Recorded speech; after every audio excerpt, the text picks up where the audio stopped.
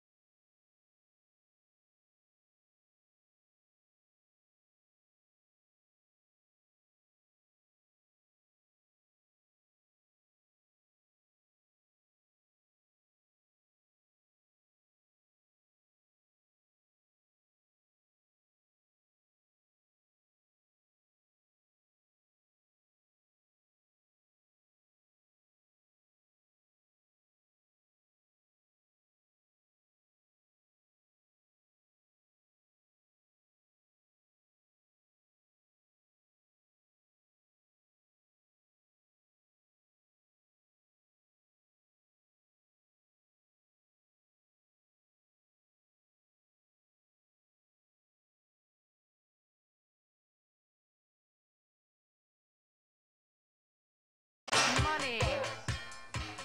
Welcome back, everybody. It's the age-old debate from white goods to appliances, even your car. Is it cheaper to rent or is it better to own? And as more and more Aussies take the non-committal approach, Christopher Zinn from the 50 Up Club is here to tell us where the most savings can be found on the big-ticket items in your home. Welcome, Christopher. Yes, good morning. Let's start with white goods like fridges, washing machines. Should we fork out the big bucks for them or should we rent them?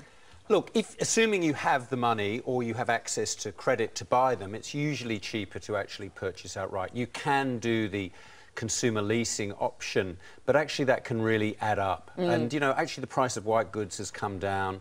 You can buy things on the secondary market. Look, we can see that it actually costs more. And also the issue with these consumer leases is if you miss a payment, then there can be penalties as well. So it adds up even more. Yeah. Of course, not everyone has the option, and for those who can't get credit, that's when they go to these kind of leases. And if you buy a good washing machine, it can last you 10 years or more. Well, exactly. Now we have increased warranties in terms of it's not just 1 year, but the warranty, that what's called the consumer guarantees that we have now, that, you know, that's a reasonable amount of time. I would say that's 3 to 4 years for a washing machine. But what about computers or, you know, televisions? That's an expensive piece of equipment. They're very expensive and they break change down a lot. and you need to update them. They do, and that's some reason why people do actually lease them. Businesses do them, and some private individuals too, because they have something that's more up to date, and there might be some tax advantages in doing that. Again, it does come at a higher cost than actually buying it up front yourself. It's almost doubling the money. Yeah, exactly. So you're still better off to buy?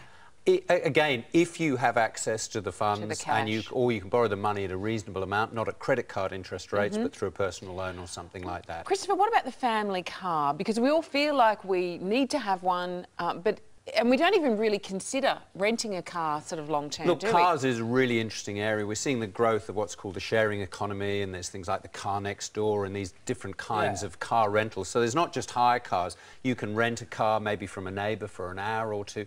Buying a car is expensive, and there are those ongoing costs that we can see there. And the problem is if you don't use a car, particularly this is perhaps the second car in households, if it only gets occasional use, moving to one of these new type of hire deals can be much more worthwhile. And certainly for people who live more in inner city areas where there are these kind of go-get car and there's car parking spaces available for them, that makes real sense. And again, we're getting used to it. What other things around the house, though, we don't need to splash out on? We could just rent. Yeah, look, I think, tips? again, it's the things that you don't use very much. So if it's a big ladder to clear some rubbish out of the gutter or a chainsaw, something like this, you only need to use once. You can buy that, but if you're only going to use it occasionally, you can actually rent it. And there are more and more, I've said, websites that do offer these, so people not just through a business, but individuals can rent and share with each other. Great advice. Thank you very much, Christopher. And if you want to find out what works best for you, use the rent versus buy calculator on the Money Smart website, which is moneysmart.gov.au.